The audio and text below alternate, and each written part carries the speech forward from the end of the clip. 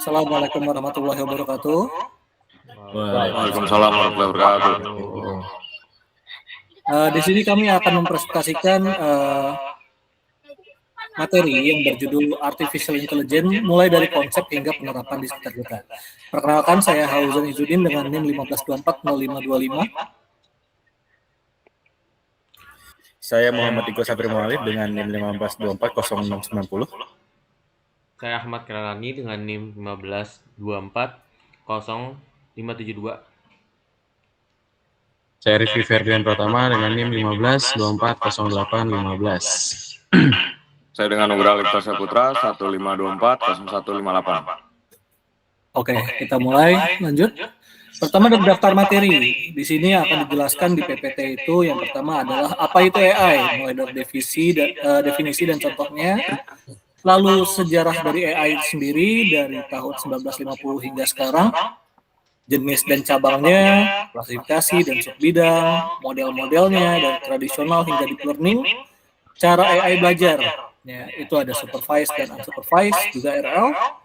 Lalu penerapannya di berbagai industri, manfaat dan tantangan, efisiensi dan etika, tren dan masa depan mulai dari generatif AI hingga AI agent.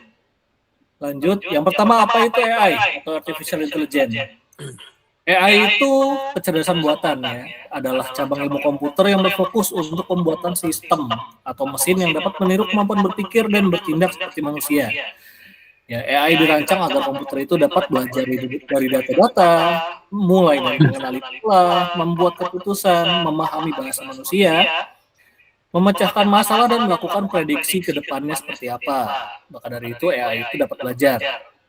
Lalu definisi sederhananya, ya, program biasa itu umumnya jika terjadi A maka akan melakukan B. Sedangkan kalau AI dari banyaknya contoh A, sistem belajar kapan harus melakukan mulai dari B, C ataupun D. Sehingga dari pembelajaran tersebut AI tersebut itu dapat melakukan mana yang lebih cocok untuk pemecahan dari masalah A ini. Lanjut. Contoh AI di sekitar kita. Yang pertama, Google Maps. Google Maps itu menggunakan AI untuk menentukan rute tercepat secara real time. Ya, dia membaca dari GPS lalu menentukan mana rute yang paling efisien dan tercepat.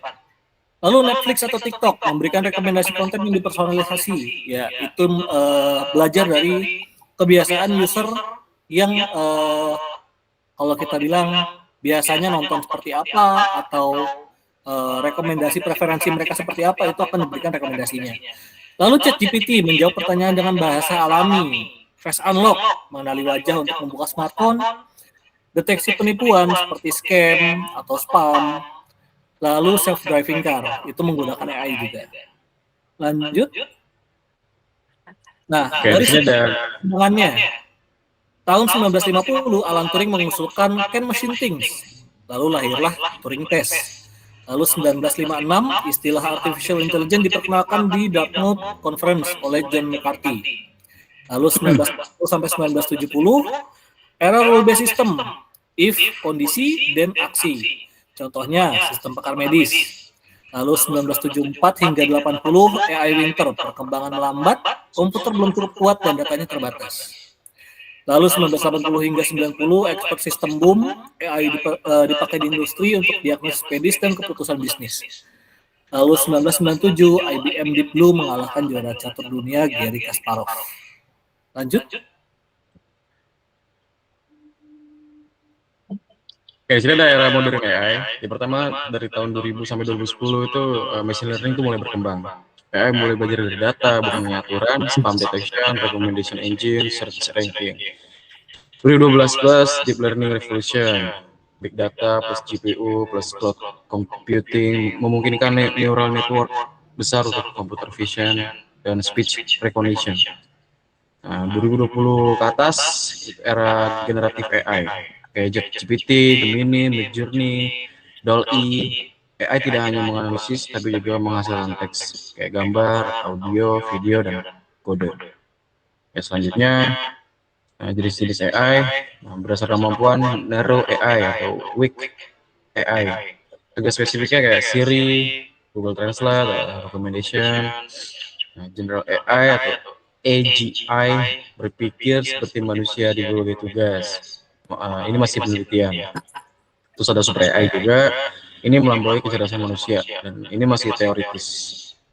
Berdasarkan cara kerja, yang pertama ini reactive machines tidak punya memori atau deep blue. Yang kedua limit memori, belajar dari data historis atau self-driving car. Yang ketiga theory of mind, memahami emosi dan niat. Nah, ini masih penelitian juga. Yang keempat ada self-aware AI, AI sadar diri. Ini masih fiksi ilmiah juga. Nah, kemudian cabang-cabang AI. Nah, yang pertama machine learning. Machine learning ini komputer belajar dari data. Prediksi penjualan, deteksi fraud, scoring kredit. Yang kedua deep learning, neural network berlapis, image recognition, voice recognition, dan generative AI. Dan ketiga ini ada natural language processing, AI memahami bahasa manusia, kayak chatbot, translator, sentiment, analisis. Yang keempat, ini computer vision, kayak AI ini memahami gambar atau video, kayak face recognition, deteksi objek, medical imaging. Yang terakhir ini ada robotics, menggabungkan AI dengan mesin fisik, robot industri kayak drone dan otonom. Oke, selanjutnya oleh teman saya. Atau traditional machine learning itu ada yang pertama ada linear regression, prediksi nilai dengan contoh prediksi harga rumah. Yang kedua itu ada logistic regression atau klasifikasi dengan contoh spam atau bukan spam. Yang ketiga itu ada decision tree dengan model berbasis percabangan keputusan. Yang keempat itu ada random forest, gabungan banyak decision tree untuk akurasi lebih tinggi. Yang kelima itu ada support vector machine untuk klasifikasi kompleks dengan boundary optimal.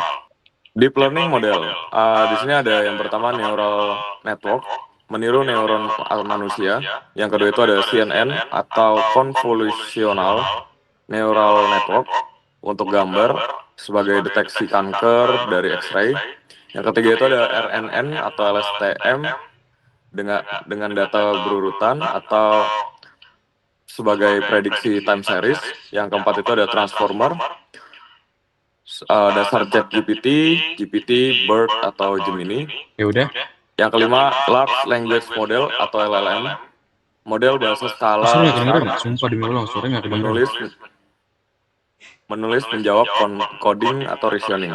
Cara AI belajar, yang pertama itu ada supervised learning, sebagai belajar dari data berlabel, dengan contoh email A sama dengan spam, email B sama dengan bukan spam.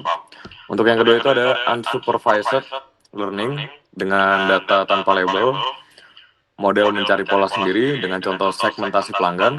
Yang ketiga itu ada reinforcement learning, belajar dari reward dan penalti, sebagai robot, dengan contoh robot AI game self-driving. Oke, lanjut Ki. Bagaimana AI bekerja?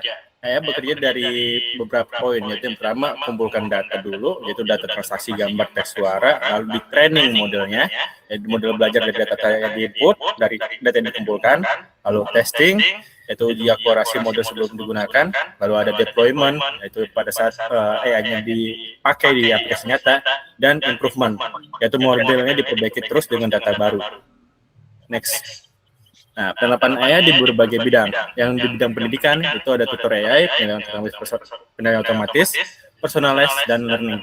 Lalu ada kesehatan, yaitu deteksi penyakit, analisis radiologi, atau robot bedah.